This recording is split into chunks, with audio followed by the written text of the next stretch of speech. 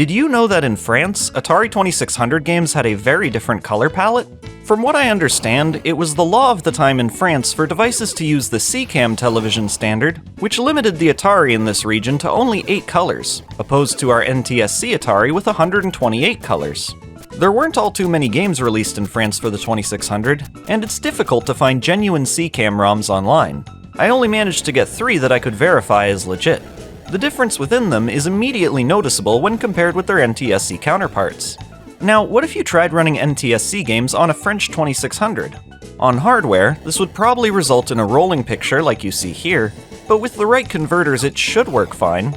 Take a look here at this French version of River Raid, and here's our NTSC River Raid in CCAM colors. Or should I call it Blood River Raid? By using the Stella emulator, you can experience this limited palette for yourself in any 2600 game, which may or may not look terrible. This can be achieved by pressing Ctrl F enough times until you see CCAM 60 on the heads-up display.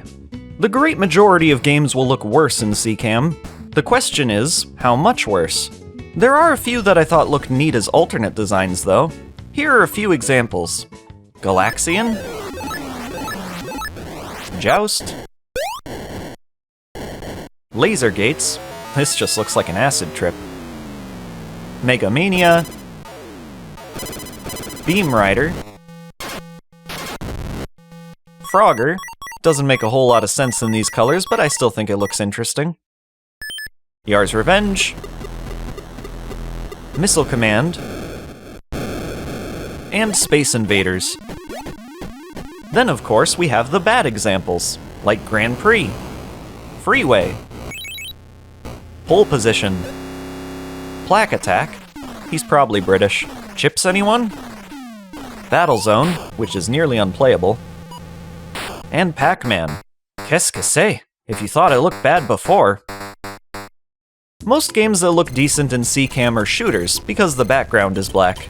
That doesn't change in CCAM. However, not all shooters pass the test in my opinion, like Time Warp and Solaris. If you've played these games enough times, it might be fun to switch things up with this limited color palette. Not that you're gonna keep playing them this way.